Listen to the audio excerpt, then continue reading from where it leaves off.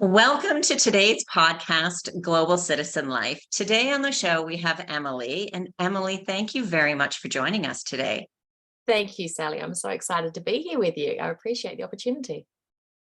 So can you tell the listeners a little bit about yourself and your journey and kind of what's brought you to where you are now?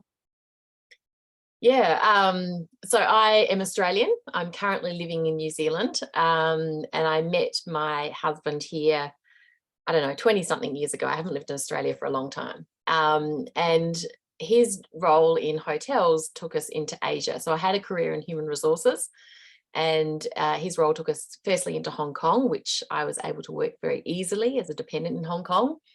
But then we got moved to India and it became more challenging. So I started working as a coach in India. And then we got to China, Chongqing, way out west in China, biggest city you've never heard of. And I couldn't work because of language and legal barriers. And then we got to Taiwan and I tried to work, but again, the language barriers and not being able to read the local legislation when I wanted a human resources role was a barrier. And so I made a decision that I needed something for myself. I volunteered my time and I retrained. I did a lot of things in all those different countries, but I got to the point where I needed something for me. Couldn't just keep reinventing myself every time we moved. And so I decided to start a business, which for me, the priority was it's a portable business because I don't know when we get moved. We don't get a lot of notice. Hopefully it's not anytime soon, but we do get moved regularly.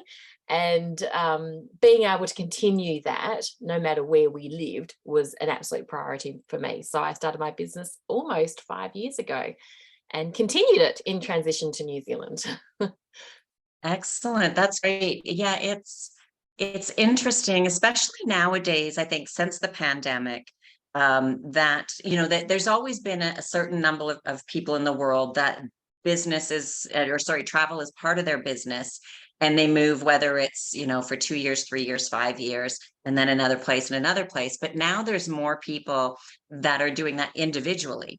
So Yes. maybe the spouse is being moved, or both decide, hey, let's start a business, let's work remotely, or their own work is allowing them to work remotely, and then they can live in different areas.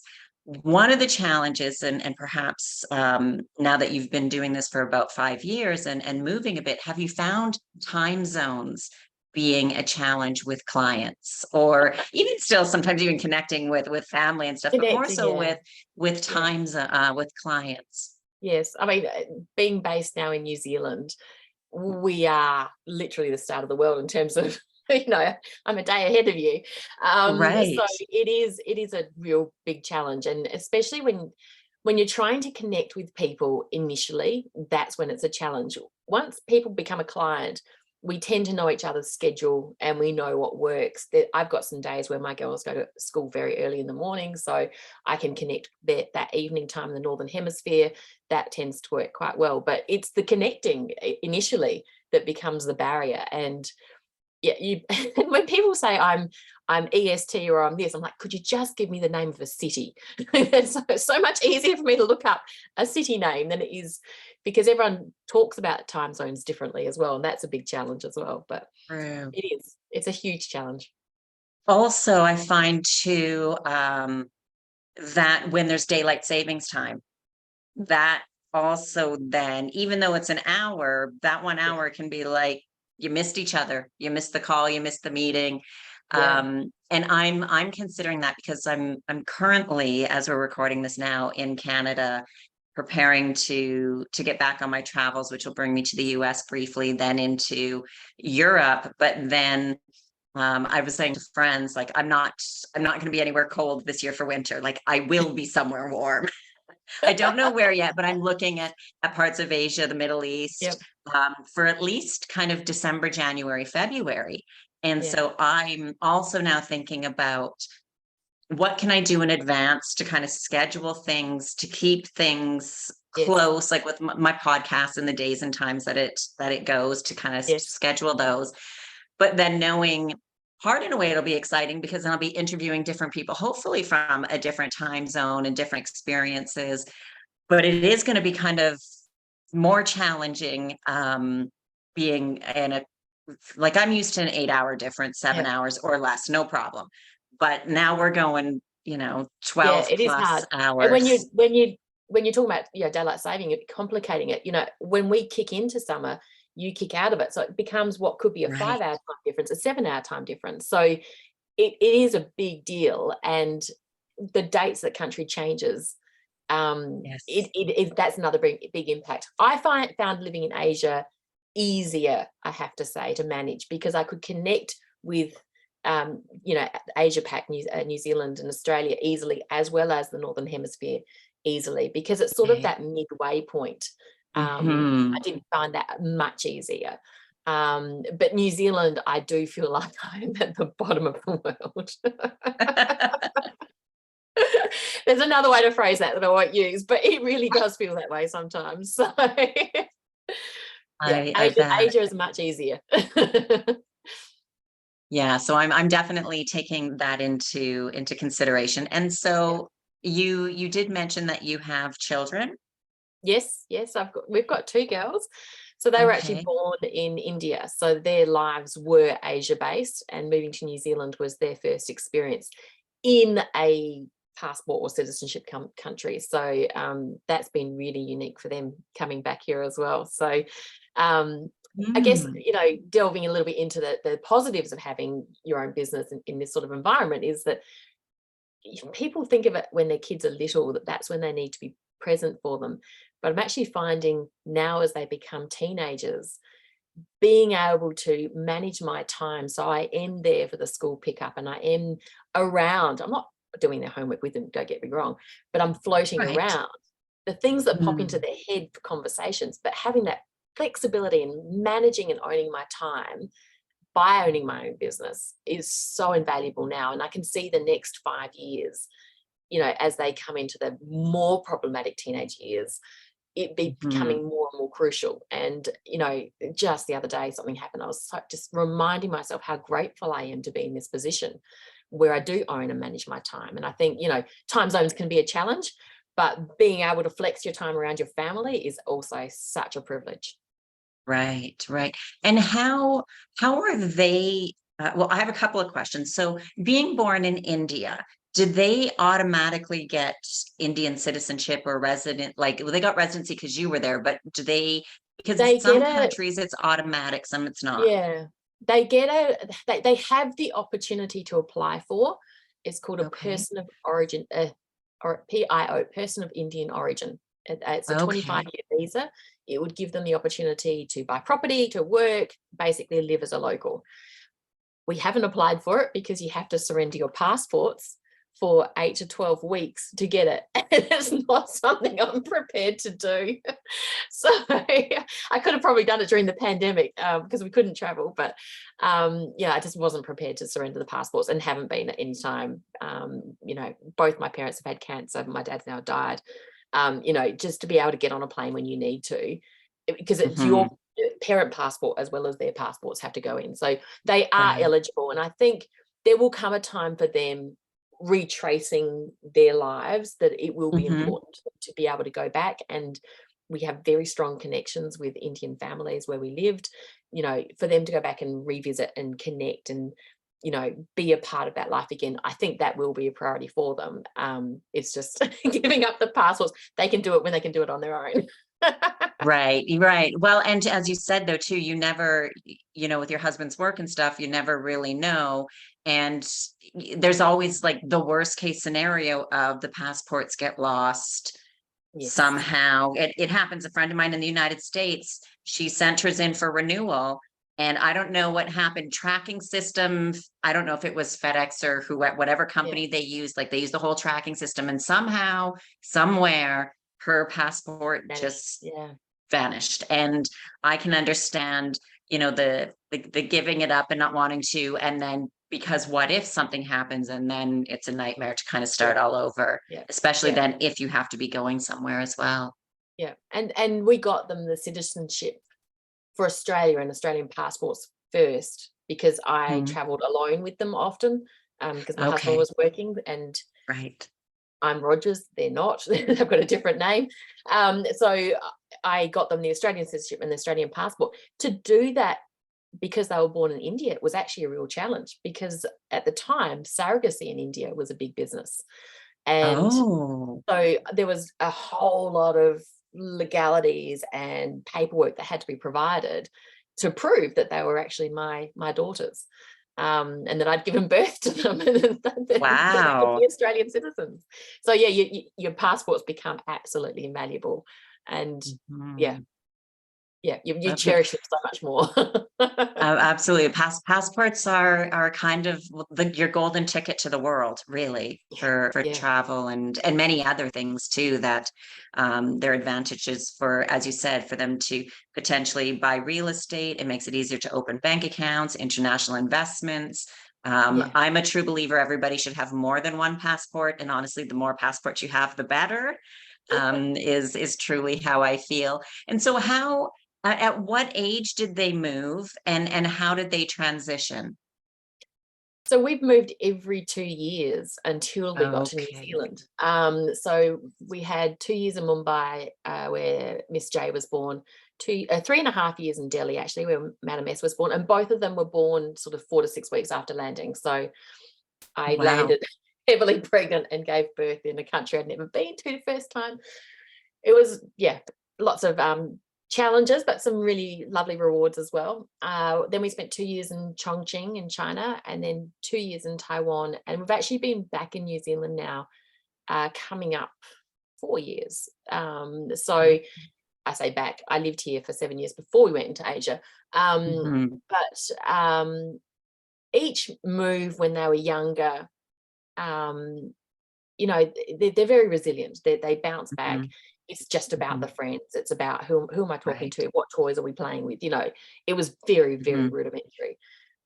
Once they were in school, um, providing records and things when the school systems are completely different, that was a little bit right. more challenging. Mhm, We were fortunate that the last school they were in Taiwan, coming into the New Zealand system, was a British school, and there's a lot of similarities between the New Zealand system and the British system. So that part made it easier. We have chosen to go with a private school in New Zealand because of the options should we get moved again. It provides a boarding facility. They could come in at the end of primary school and continue through, rather than then having to change schools again. And a lot of the move when we chose to come back was about giving a bit of stability to them, because they mhm, had moved so often. I think if we got moved now, it would be more challenging.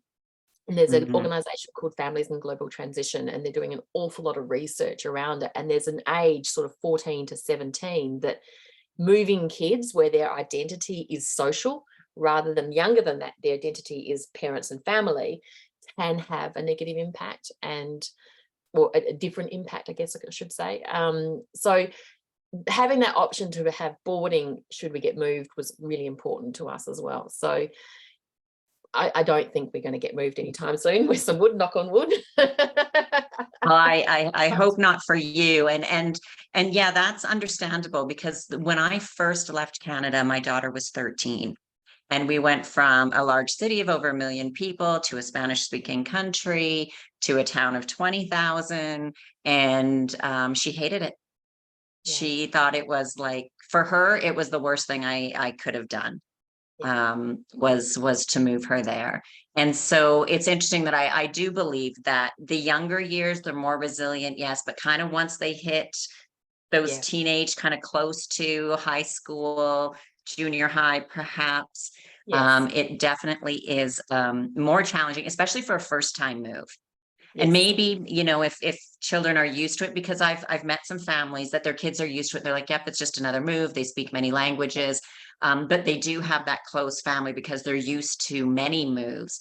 But yeah, the first or second kind of move at those teenage years, if I were to do it again, I would have either did it sooner, yes, so then it was easier for her, or wait for her to finish school and then yeah, perhaps go by myself, yeah, when she yeah. was after she was done school. And you So see a lot of those, what they call third culture kids, they mhm, do experiment a little bit more with identity. mhm, Tattoos become quite a thing because it gives a sense of identity. There's a whole lot of sort of things that when you look into it, you do notice. one positive I think I would highlight is because of the way that it has happened for us, the girls Mhm, were really, really close. I mean, they're 13 and 11, but they mhm, really do enjoy each other's company. And so we've right, got this advantage now where, they're close and they're happy in each other's company. They have their own friends socially, but actually mhm, that's come through as well. And other families comment because it's not necessarily normal for sisters to right. be that close. Mm. And I think too, it's kind of how expats, when we move to a new place, we gather around expats because we know what it's like to be an expat. Yeah. We know what it's like to move to a new country, not speak the language, not know where anything is, not even know how to buy the similar type things in the grocery store Yes, or different things. And we have that kind of instant connection where chances are if we met in the same city, like our home cities, we may not even be friends, but exactly. but we have that. So I think, with them, they have that extra connection because they know, they've had to move many times. And I think kids like that, they do kind of bond closer together because of knowing what it's like to go through and to miss your friends and to have to move Yeah. and kind of regularly uproot. And we used to do the expat thing, the summer 10-week break, we'd go and Mhm. spend a month with the in-laws and then a month with my parents and go back again. So, the other schools where we were visiting weren't on holidays because it was winter down Right. here. So they were mid-year. So it was often the two of them. So there is an uptick in terms of that. Yes, they're resilient, they're very close. Hmm. The other side is they can talk to anyone. They've got so many interests and there's so many, Hmm. experiences. Yes, they're still little, but they can actually talk to anyone. And so they get invited to do things with our older neighbors, come and do some crafting, come and experience this, with my mother-in-law's friends. They invite them to come and do things with them because they're interested and they're interesting to spend time with. So there's lots of Right. And positives.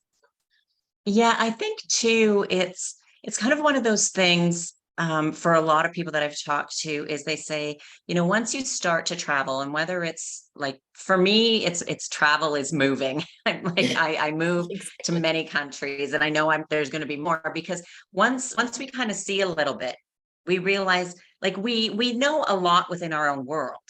Yes. And I mean like just like our own kind of inner world.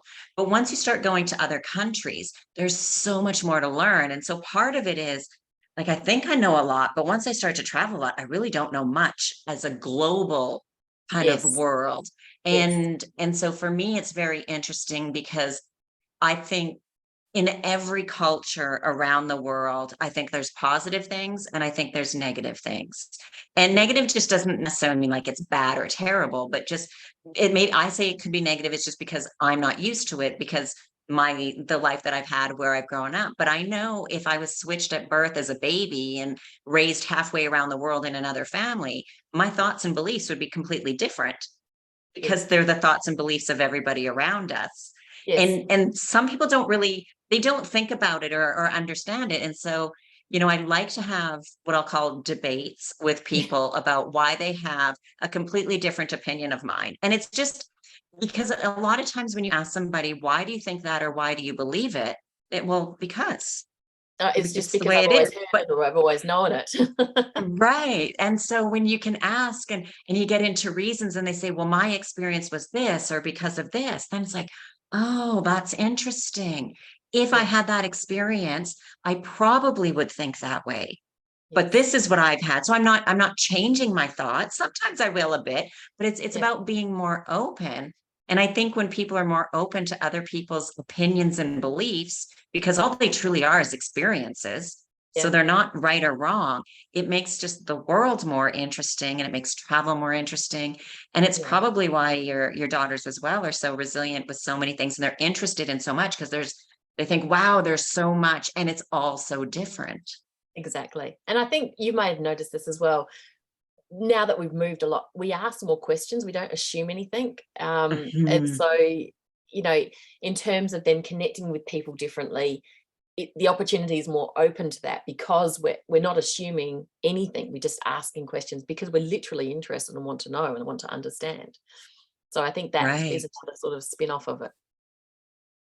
And so with all these experiences that you've had either personally with moving to different places, with your daughters, having them in foreign countries and all of that, I'm sure a lot of that you bring into your coaching business.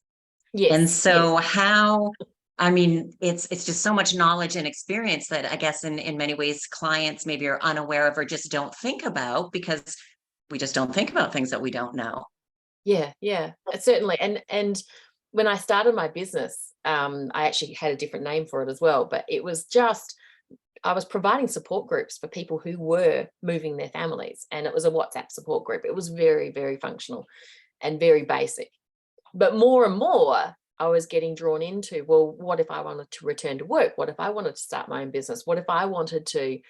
And so women were then asking me to help them make that sort of second shift, that transition beyond the country transition, but their own personal transition as well.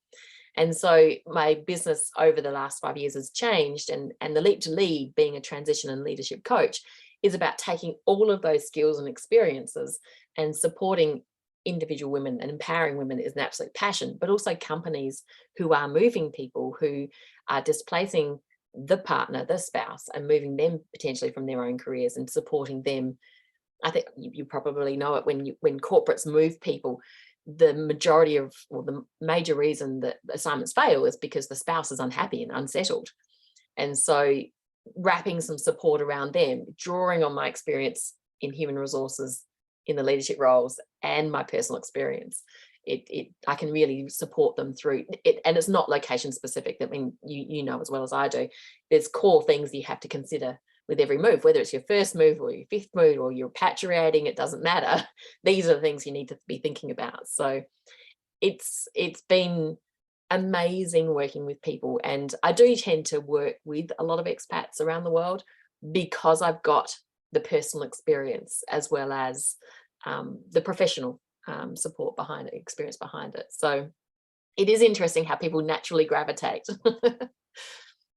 Right. And I'm sure there's things that are kind of like the core basics of things that you deal with a lot with everybody, and then there's kind of individual different things. So what would you say is maybe the top two or three kind of core things that people need to kind of either be aware of or work on or kind of prepare in advance to help make that transition as smoothly as possible? And do you know, it doesn't matter if this is a country move, a state move, or whether it's a shift from I've been at home parenting my kids and I want to have something else. It's Mhm. actually the same. We all go through a sense of loss.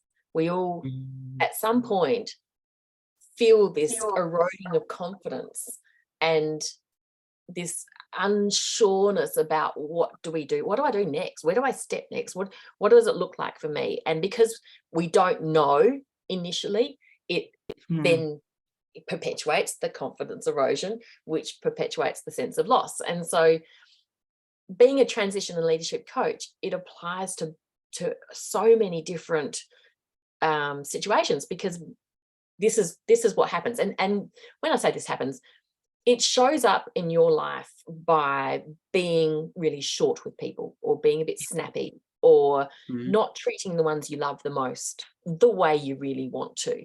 And despite your best efforts, you still snap at them, you still, get really sarcastic, and you don't really understand why. And until you take a step back and go, hang on a minute, I don't want to be this person. Why am I doing it?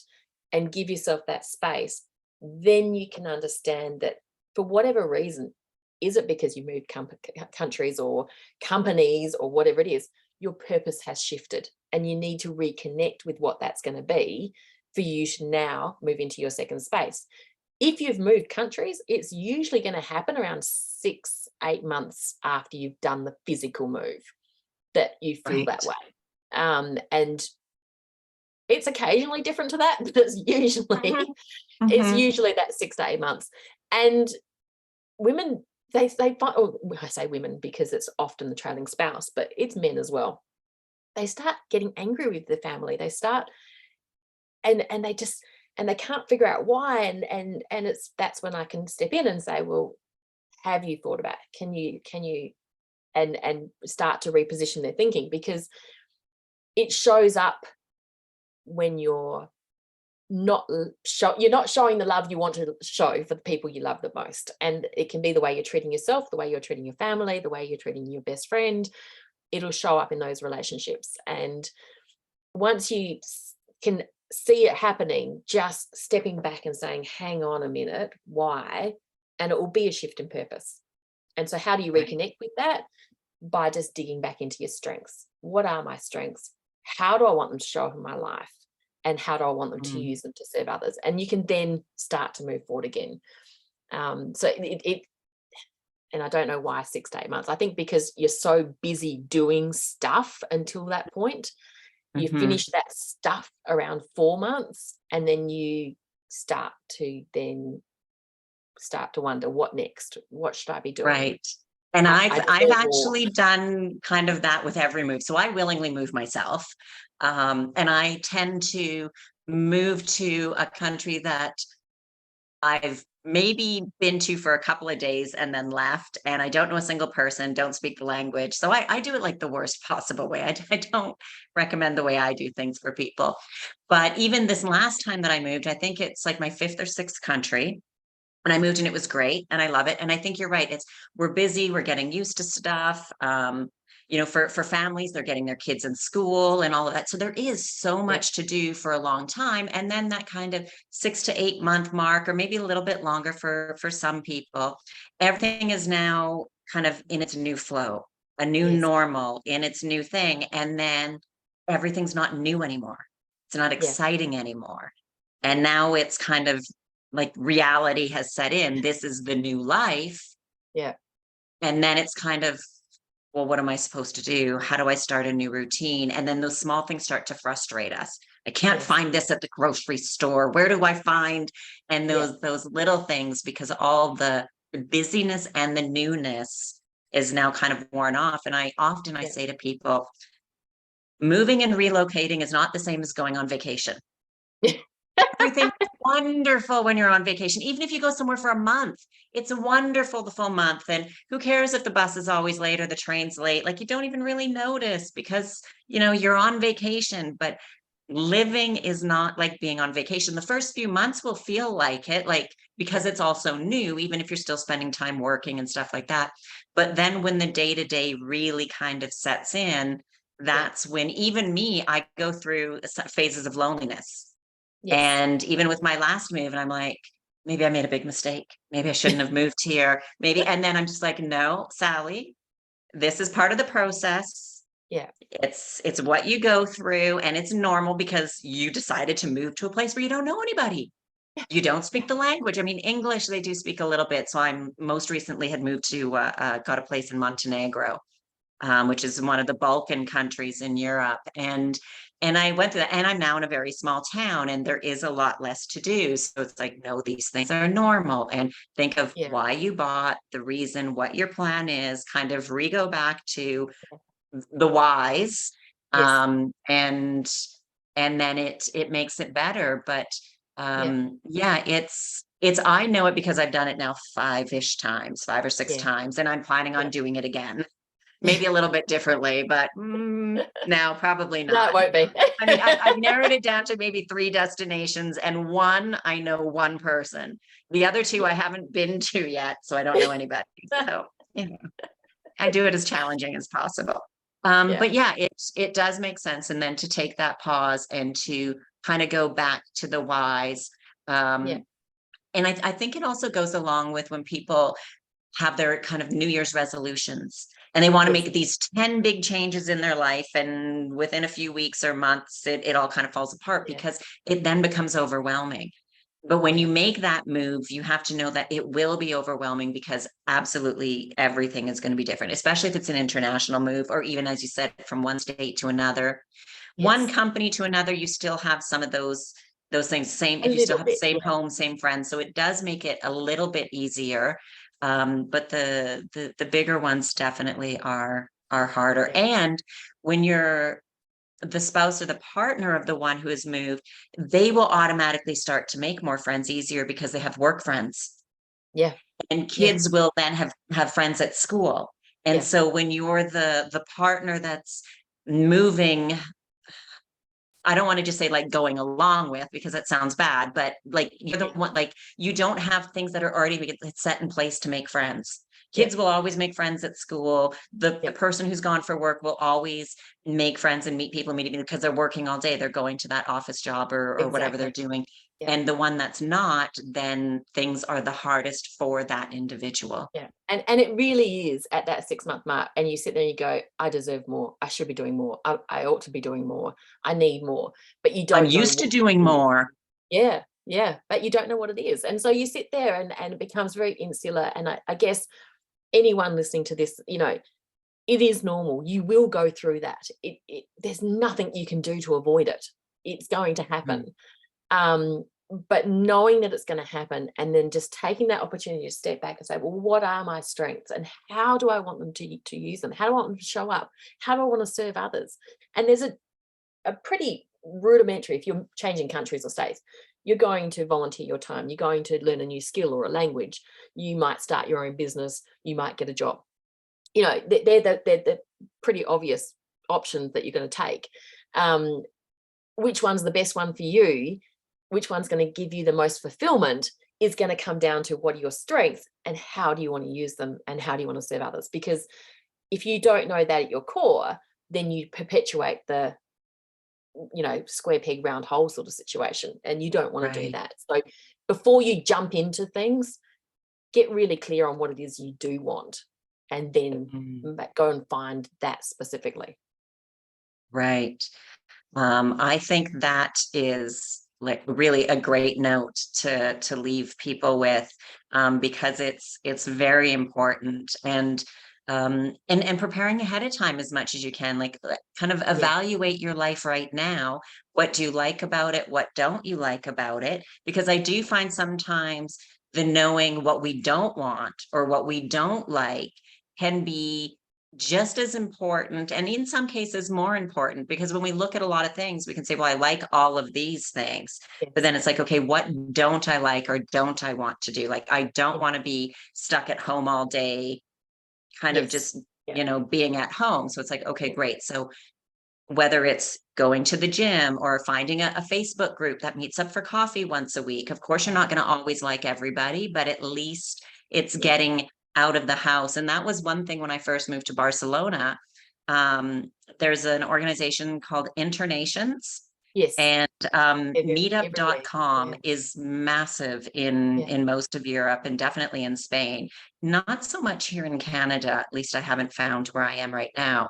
But that was like a savior to me. Like there was Yeah. so many events every day. So, and everybody that was going to those events, some were local, a lot were there, whether just temporarily or moving for Yeah. months or years or whatever. And so it was fabulous. And I remember saying to a friend of mine at one point, I said, if I put as much time into my work as I did my social life over the last few months, like my work would be way better. But so I was going to all kinds of events and meeting people. But it helped because then eventually you start to see the same people, you start to connect, and then it becomes okay. But it's, as you said, knowing that these things are going to happen, kind of evaluating our life, and then making that decision of Yeah. what things am I going to try? Maybe it's just something new that you've always wanted to do. What things Yeah. do I like? What things will make me happy? Yeah. And certainly, volunteering in some of those hardship locations, volunteering is a great way to connect with the community, to meet people, Mhm. to, get involved, to use your time in a way that gives back as well. So it's rewarding, but knowing what's good for you and what's going to work for you. And if you're introverted, and this sounds awfully scary, then think about what you love to do. Like I've got a client was a friend, now a client in Taiwan. She loves knitting. And so she's found the local knitting group. They don't have to talk, they don't have to, but they get together for a cup of tea and they knit. So don't be put off if you're introverted and feeling like, well, that's not me, I can't do it. There's always going to be the right option for you. But just know that it takes time, and you'll go through a sense of loss to find it. Right, right. And so, Emily, if people wanted to get in touch with you, to work with you, or just to get some great tips and things from you, where can they find you? We talked about finding your strengths and knowing how to use them as your key. I've got a free assessment you can download. If you go to the leaptolead.com/guide, you can download it there. I'm on social, Instagram and Facebook, the Leap to Lead. And my website, of course, has a book a call, so you can book a call anytime. But thank you so much, Sally. It's been such a fabulous conversation. Oh, I enjoyed it. It was great. And I know the listeners got some valuable information, and we'll also put links to all of those things within the show notes to make it easy for everybody to get in touch with you if they'd like. Thank you. Thanks, Sally.